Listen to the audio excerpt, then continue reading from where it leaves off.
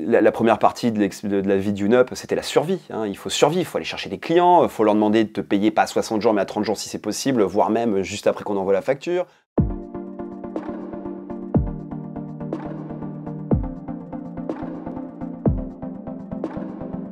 Donc je suis Pierre-Marie, je suis le CEO d'une up. Donc moi je gère l'entreprise et plus particulièrement certains services comme la partie opérationnelle, tout ce qui est IT, tout ce qui est tech, la partie commerciale, la partie financière, alors que Carole, comme elle te l'a dit, elle s'occupe plutôt de la partie RH et administrative. Quand on a commencé, j'étais dans un service, dans une entreprise, il y avait à peu près 200 personnes et quelques semaines plus tard, je me retrouvais dans un bureau de 10 mètres carrés où on n'était que tous les deux, où il fallait tout rebâtir, tout reconstruire de zéro, aller chercher des clients, chercher des candidats pour leur dire faites-nous confiance, rentrez dans notre aventure, on a un truc d'enfer à réaliser tous ensemble, quoi. On remettait tout en question parce que moi avant j'avais quand même une position sociale, j'avais une bonne paye, j'étais en confort, tu vois. Et là je repars de zéro, on trouve ses manches, on travaille 15 heures par jour.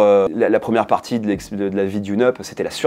Hein. Il faut survivre, il faut aller chercher des clients, il faut leur demander de te payer pas à 60 jours mais à 30 jours si c'est possible, voire même juste après qu'on envoie la facture, parce que tu dois faire attention à ta trésorerie, à tes besoins en fonds de roulement. Tu étais dans des considérations vraiment purement de survie, quoi. Et ça, c'est super stimulant.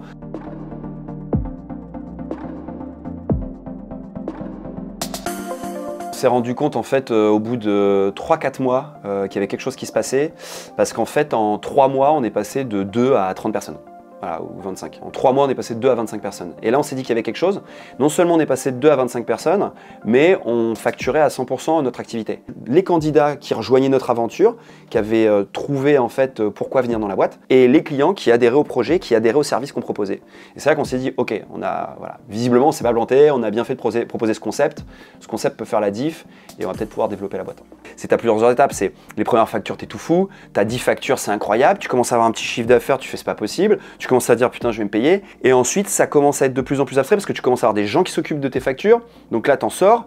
Au début tu regardes ton compte bancaire tous les jours en espérant qu'on passe de moins quelque chose à plus quelque chose. À un moment t'es plus du tout dans ces considérations, t'es dans des considérations où tu vas commencer justement à gérer, tu te rends compte que la pente est ascendante de ta boîte et donc tu commences à devoir gérer en fait toujours la suite de ta boîte et structurer pour faire en sorte qu'il n'y ait pas de crash et qu'au final t'as fait trop de croissance, t'as fait de l'hypercroissance mais t'avais pas mis en place la structure avant pour justement assurer cette hypercroissance.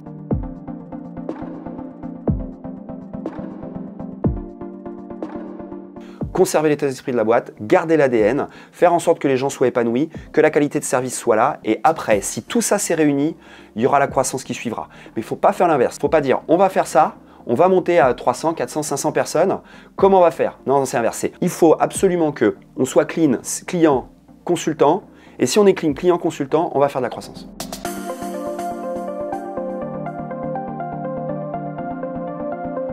Je pense surtout on est des passionnés. Donc si tu veux, à partir du moment où tu es un passionné, que ton métier tu l'aimes, que tu aimes une fois de plus contenter ton consultant et contenter ton client, ça se fait naturellement. Et je pense que oui, le chef d'entreprise, ça ne sera pas mis dans la truc, mais c'est en toi ou c'est pas en toi, c'est comme ça, quoi. Moi je sais pas dessiner, tu vois, mais je sais gérer une boîte, quoi. Mon métier, il a changé tous les mois depuis 3 ans. Tous les mois. Au début, j'étais purement commercial et purement recruteur.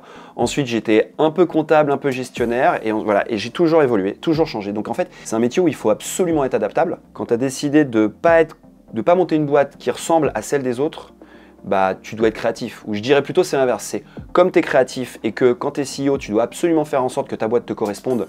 Sinon, tu te travestis et c'est l'échec assuré. Tu dois monter une boîte qui est créative. Tu dois monter une boîte qui va changer des habitudes. Et du coup, voilà, donc nous on s'éclate parce qu'effectivement la créativité, l'innovation, voilà, on a mis en place des concepts, je pense, qui sont un peu différents de ceux des autres et voilà, on s'amuse.